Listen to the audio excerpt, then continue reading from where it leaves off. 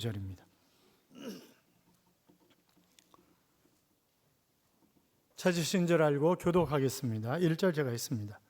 닷새 후에 대제사장 아나니아가 어떤 장로들과 한 변호사 더둘로와 함께 내려와서 총독 앞에서 바울을 고발하니라. 바울을 부르매 더둘로가 고발하여 벨릭스 각하여, 우리가 당신을 힘입어 태평을 누리고 또 이 민족이 당신의 성견으로 말미암아 여러 가지로 개선된 것을 우리가 어느 모양으로나 어느 곳에서나 크게 감사하나이다.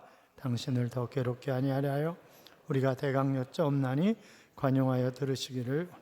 우리가 보니 이 사람은 전염병 같은 자라 천하에 흩어진 유대인들을 다 소요하게 하는 자요 나사렛 이단의 우두머리라.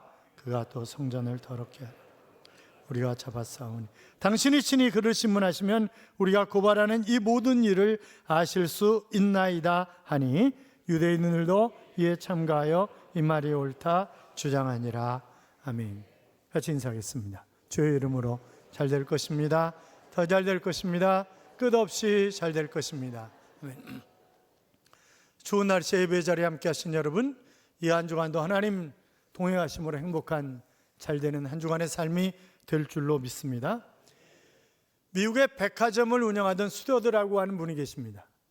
이분은 정직한 상거래의 대명사다, 그렇게 이야기할 정도의 대단한 정직하는 그런 분이신데, 이분이 어느 날 신상품이 들어왔어요. 직원들을 모아놓고 상품 평가회를 했습니다. 그랬더니 뭐 색깔은 좋은데 뭐 바느질도 그렇고 여러 가지 좀 그렇다고 별로라고, 이제 그러고 났는데 조금 있다가 중년 신사가 들어와가지고 그 물건을 집어잡고 이리 쳐다보고 저리 쳐다보니까 한 직원이 잽싸게 달려가가지고 이 물건으로 말씀드릴 것 같으면 오늘 들어온 건데 정말 좋은 거라고 뭐 찬사를 아끼지 않는 거예요. 그랬더니 스튜어드가, 손님 정말 죄송합니다. 이 물건은 우리가 조금 전에 평가회를 했는데 별로 좋지 않은 물건입니다. 연락처를 두고 가시면, 그러면 좋은 물건이 들어오면 바로 연락을 드리도록 하겠습니다. 그렇게 얘기하고 그 직원을, 설명을 했던 그 직원을 바로 해고를 시켰습니다. 그러니까 이분은 돈벌이보다는 고객을 먼저 생각하는 고객 제일주의로 성공한 그런 기업가입니다. 정직은 개인과 사회의 신용을 평가하는 기준이고 서로 믿고 돕게 하는 원동력이 되는 것입니다. 사랑하는 성도 여러분, 하나님 앞에서나 사람 앞에서나 정직한 그런 여러분들이 되시기를 주님의 이름으로 축원합니다. 전현직 대통령들이 개를 길렀다고 그러죠. 고인이 되셨습니다만 전직 대통령 집에 도둑놈이 들어가는데 개가 짖지 않더래요. 그래서 왜 안 짖는가 가만히 봤더니 어차피 집에 29만 원밖에 없는데 뭐, 그래서 안 짖는다는 거죠. 또 다른 전직 대통령 집에 들어갔더니 또 안 짖더래요. 그래서 왜 안 짖는가 그랬더니 우리 집 주인은 더 큰 도둑놈인데 뭐, 그러더라는 거예요. 현직 대통령 집에 들어갔더니 또 안 짖더래요. 그래서 왜 안 짖는가 가만히 봤더니 우리 집 주인이 더 크게 짖는데 뭐 내가 또 짖을 필요가 있나? 그렇게 생각해서 안 짖는다는 거죠. 맞는 얘기인지는 잘 모르겠는데, 여러분, 내 마음에 들지 않은 세상이라 할지라도 그러나 그 부분을 위해서 기도하고 협력하고 살아가라고 우리를 이 땅에 두신 것 아니겠습니까? 세상을 혼탁하게 만드는 사람들이 되어서는 안 됩니다. 세상이 마음에 들지 않는다고 우리가 산속에 들어가서 수도사 생활을 할 수는 없는 거 아니겠어요? 그렇잖아요. 세상 속에서 소금과 빛의 역할을 하면서 감당하는 것입니다. 세상 살아가는 것이 쉽지 않죠. 뭐 이것이 뭐 내란이니 아니니 싸우고 죄인인 놈이 의인인 것처럼 큰 소리 치고 하여튼 웃기는 세상입니다. 뭐 웃기는 세상인데 오직 자기 편밖에 안 보이는 거예요. 지금 이게 그렇잖아요. 정직하게 사는 것이 정말 어려운 세상입니다. 그러니까 뭐라 그러면 야, 계급장 떼놓고 한번 붙어볼래? 그래, 좋아, 붙어봐, 이러고 설치는 것이 이 세상 아니에요? 그러니까 이렇게 생각이 들더라고요. 그러니까 저 국회의원 놈들도 그렇고 다 내쫓고 저 김 의원이나 국회로 보내고, 저 백 의원 어디 갔어 오늘? 백 의원 국회로 보내고 그러면 좋겠어요. 그렇잖아요. 우리 국회 없애는 운동을 좀 할까요? 아, 진짜 이 나쁜 놈들이에요. 교회 생활하는 건 쉬워요? 쉽지 않아요? 쉽지 않아요. 교회 생활하는 것도. 그 제자교회는 그런 사람이 없는데 저자교회는 기도 잘하고 잘 믿는다는 사람이 교인들이 새로 들어오면 다른 사람들을 험담하고 이러는 사람들도 있다고 그래요. 그러면 안 되는 거지. 그렇잖아요? 아니, 자신은 일하지 않으면서 열심히 일하는 사람을 비난한다고 그럽니다. 자신은 찬양대로 봉사하지 않으면서 누가 틀렸다고 그걸 또 찝어내는 거예요. 누가 틀렸다고. 식당에 가서 청소 한번 하지 않으면서 아니, 식당이 왜 유리알처럼 깨끗하지 않냐고 그렇게 투덜거리는 그런 사람들도 저자교회에는 있다고 합니다. 여러분, 그냥 우리가 모든 것을 다 감수해야 돼요. 왜냐하면 예수 믿는 사람들이 다 천사는 아니잖아요. 예수를 믿는다고 예수님과 같아질 수는 없는 것입니다. 그러므로 우리는 매 순간 온전해지도록, 하나님의 자녀다운 삶을 살아가도록 끊임없이 노력하고 주님 앞에 가는 순간까지 성화는 계속되어야 하는 것입니다. 당시 예루살렘은 종교 권력의 중심지였습니다. 정치 권력의 중심지는 로마죠. 로마는 막강한 정치 권력을 끊임없이 유지하기 위해서 정복과 조직을 통해서 그것을 유지해갔던 것입니다. 오늘 본문을 보면 대제사장 그리고 장로, 변호사, 더둘로와 더불어서 자신에게 주어진 그런 자그마한 권력을 통해서 한 사람을 죽이려고 무던히도 애를 쓰는 것입니다. 여러분 생각해 보세요. 대제사장이 종교 권력의 중심에 서 있는 사람입니다. 그러면 그 사람 뭐 하는 거예요?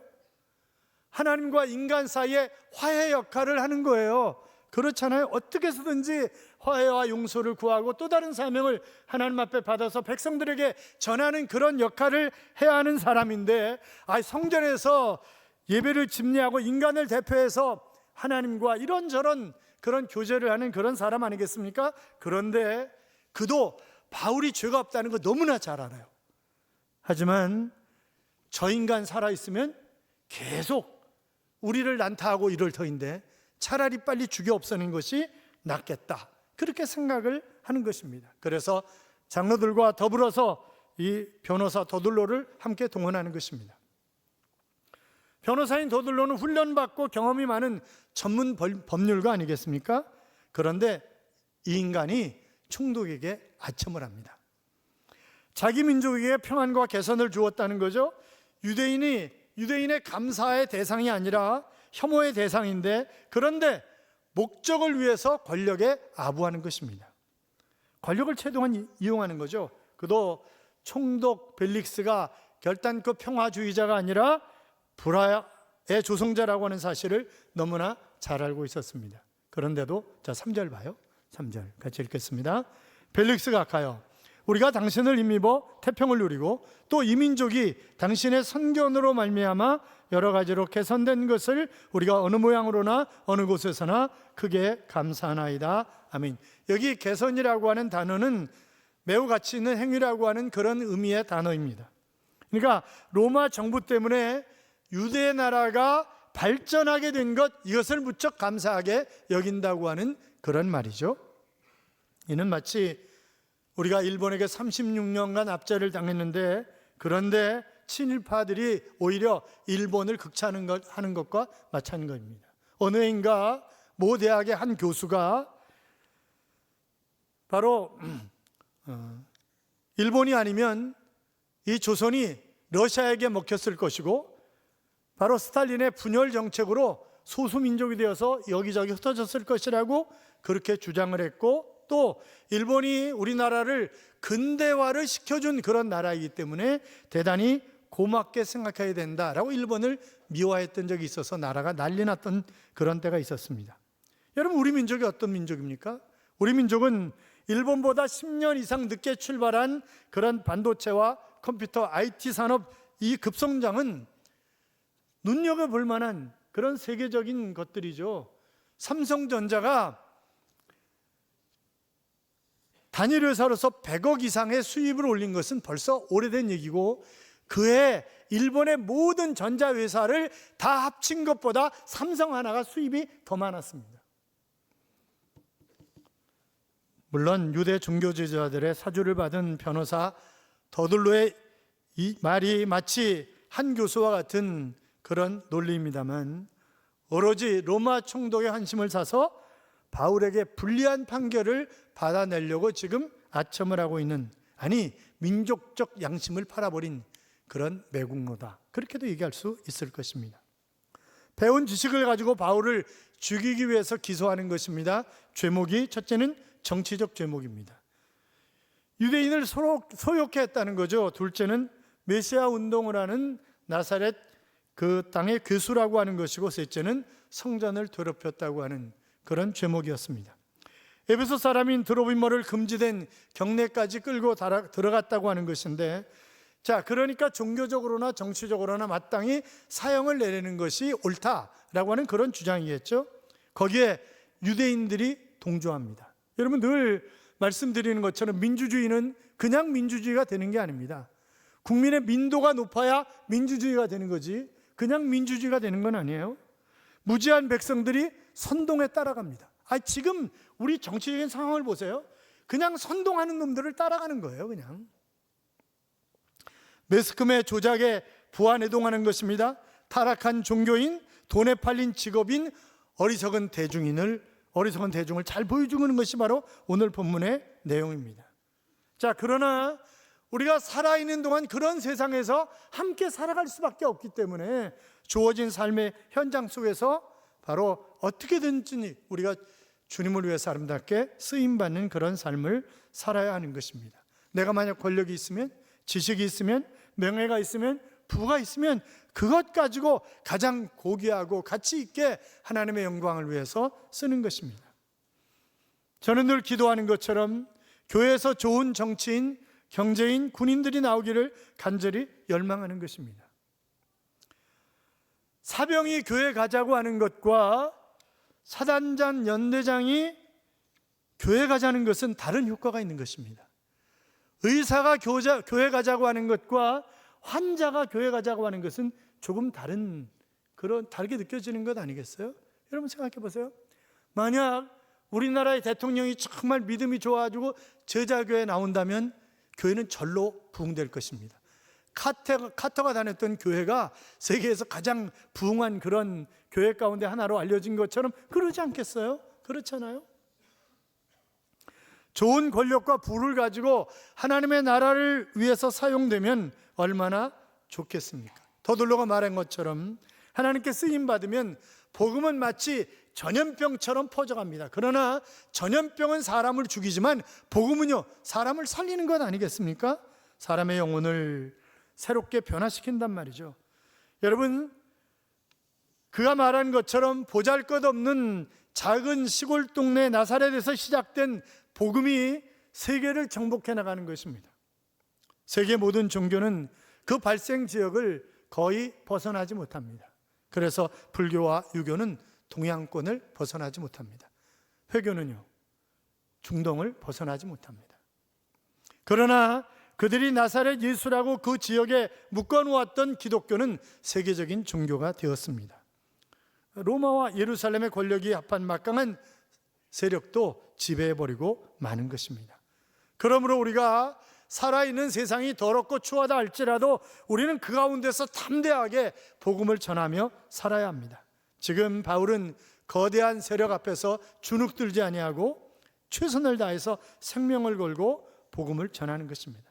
자, 지금 최고 종교의 권력을 가진 대제사장이 옆에 있습니다. 백성들의 여론은 자신을 등졌습니다. 총독은 악한 사람입니다. 더들로는 지혜를 잘못 사용하는 그런 사람입니다. 그러나 바울은 두려워하지 않고 당당합니다. 사랑하는 여러분, 우리가 어떤 상황 가운데 있든지 우리가 좀 당당할 필요가 있어요. 왜냐하면 그 나이에 따라서 당당하게 살아야 하는 그런 이유들이 있잖아요. 조금 이따 다시 말씀드리겠습니다만, 자, 지금 자기 자신을 변호하는 거예요. 첫째, 자신은 소요를 일으킨 사람이 아니라는 거예요. 무수히 많은 사람을 죽이는 연병과 같은 그런 자가 아니라고 하는 것입니다. 그 이유가 무엇입니까? 소요를 일으킬 만한 시간적인 여유가 없었다는 거예요. 왜냐하면 지난 12일 동안 예루살렘에 올라온 지 12일 됐는데 알리바이가 너무 정확한 거예요. 그리고 고소한 그 다른 지역에서 온 유대인들이 아직 없다는 거예요. 그러니까 지금 고소하고 있는 것은 말 자체가, 성립 자체가 안 되는 것이라고 하는 것입니다. 또 둘째로 자신은 이단의 교수가 아니라는 것입니다. 여호와 하나님의 종이고 율법을 믿는 하나님의 사람이고 하나님께 소망을 두고 깨끗한 양심을 가지고 살아가는 그런 사람이라고 변호를 하고 있습니다. 뿐만이 아니라 자신은 성전을 더럽히지 않았다는 거죠. 단지 성전에 예배 드리기 위해서 올라왔고 예루살렘에 올라온 이유도 구제 헌금과 그리고 하나님께 바칠 제물을 가지고 왔을 뿐이라고 하는 것입니다. 만약 성전을 모독했다고 한다면 벌써 그들이 고소했을 것이라는 거죠. 사실 바리새인들은 이미 바울에게 아무런 죄가 없다는 사실을 인정했고, 사두개인 역시 부활 외에 다른 것은 할 말이, 사두개인들은 부활을 안 믿거든요. 그리고 정치와 야합해가지고 그 생활하는 종교인이 바로 사두개인들이었습니다. 자, 어떻든 바울을 죽이려고 모두가 혈안인데 바울은 당당하게 맞서서 변론을 하는 것입니다. 여러분, 우리가 아무리 거대하고 절박한 상황이라 할지라도 살아있는 동안 핵심 가치인 복음을 담대하게 전하며 살아가시기를 주님의 이름으로 축원합니다. 사도 바울이 이런 기회가 아니면 어떻게 총독 앞에서, 최고의 종교 지도자 앞에서, 많은 백성들 앞에서 복음을 전할 수가 있겠어요? 절호의 찬스가 온 거죠. 그러니까 지금 절호의 찬스 속에서 당당하게 복음을 전한 거예요. 그러면서 14절을 보면 믿음에 관해서 전하고, 믿음은 하나님의 말씀에 근거한 것임을 분명하게 밝히고 있고, 15절에 부활에 대한 소망을 가졌다고 하는 그런 이야기를 하고 있습니다. 죽은 자 가운데서 부활하신 주님은 우리에게 소망을 주었다는 거죠. 그는 겸손하면서 비굴하지 않았습니다. 자신의 신앙적인 삶을 노출합니다. 여러분, 우리가 어떤 상황이라 할지라도 내가 좀 지식이 부족하고 내가 좀 가진 것이 덜하고 명예가 좀 덜하다 할지라도, 그러나 기죽지 말고 당당하게 살자고요. 조금 못생겼으면 어때요? 50대면 외모의 평준화가 이루어져요. 그렇잖아요? 60대가 되면 많이 배운 사람이나 조금 배운 사람은 다 비슷해. 어차피 잊어버려 자꾸. 비슷합니다. 80이 되면 돈 있는 사람이나 돈 없는 사람이나 똑같아. 입맛이 없어요. 다 똑같습니다. 90이 되면 산 사람이나 죽은 사람이나 별 차이가 없다고 하지 않습니까? 그러니까 우리가 당당히 살 필요가 있다고요. 우리는 왕 같은 제사장이고, 하나님께서 우리를 사랑하셔서 독생자 예수 그리스도를 이 땅에 보내셔서 십자가에 못 박혀 죽일 만큼 우리를 사랑하시는 그런 하나님 아니냐고요. 우리가 그런 자녀 아니냐고요. 그렇잖아요. 중국 춘추 시대에 기록된 명작 가운데 여씨 춘추라고 하는, 열암이라고도 하죠. 그런 책이 있습니다. 거기 보면 이런 얘기가 나와요. 어느 한 사람이 산에 나무하러 갔습니다. 그런데 나무를 하다가 도끼가 없어진 거예요. 근데 가만히 와서 보니까 옆집 아이가 눈빛도 그렇고 말하는 억양도 그렇고 행동하는 것도 그렇고 저놈이 꼭 훔쳐간 것 같아. 그래가지고 저놈이 틀림없이 훔쳐갔을 터인데 이거 어떻게 증거를 찾지? 그리고 고민하는 거예요. 그러다 어느 날 산에 갔는데 골짜기에서 그 도끼날을 주운 거예요. 도끼를. 그래서 집에 내려와서 보니까 그 아이가 말하는 거나 생각하는 것이나 눈빛이나 아무리 봐도 도둑놈 같이 보이지 않는 거예요. 그러니까 뭐가 바뀐 거예요? 아이가 변한 것이 아니고 아이를 보는 눈이 변화된 것입니다. 여러분, 의심은 병입니다. 그건 불치병이에요. 의심해 보세요. 가족이 함께 못 살아요. 의심해 보세요. 교회 생활 못 해요. 아무것도 못 합니다. 세상에서 가장 불행한 것은 믿음을 잃는 것입니다. 이웃도 못 믿고 세상도 못 믿고 누구도 못 믿고, 아니 나 자신도 못 믿는다. 이건 참 불행한 일 아니겠습니까? 요새 와서 인격을 얘기 많이 합니다만, 그의 소유에 의해서, 소속에 의해서, 능력에 의해서 IQ 저런 거 이런저런 것을 다 생각도 하지만, 그러나 뺄 수 없는 것이 인격이란 말이죠. 신용 지수입니다. 크레딧입니다. 신용이 없으면 아무 소용도 쓸모도 없습니다.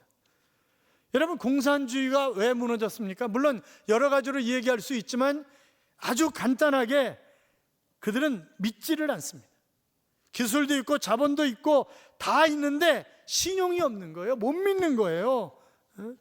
믿을 수 있는 신용 있는 여러분들이 되시기를 바랍니다. 자, 우리는 기회를 잘 선용해야 되는데 이 총독 벨릭스는 기회를 상실했습니다. 교활한 사람입니다. 그는 노예 출신으로 총독이 된 사람입니다. 로마의 노예였는데 주 37년부터 41년까지 로마를 통치한 글라우디우스 황제라고 하는 분이 있어요. 이분의 어머니에게 잘 보여가지고 자기 형 펠리스와 함께 자유인이 된 거예요. 그리고 황제한테 잘 보여가지고 총독까지 된 사람이 바로 벨릭스입니다. 이 사람은 출세를 위해서라면 물불을 가리지 않는다 라고 생각했던 사람이 바로 이 벨릭스죠. 그의 아내 드루실라가 있어요. 예수님이 태어났을 때 2살 밑에 아이들은 다 죽이라고 헤롯이 그랬잖아요. 그 헤롯의 아들인 아그리빠의 막내딸이 바로 드루실라입니다.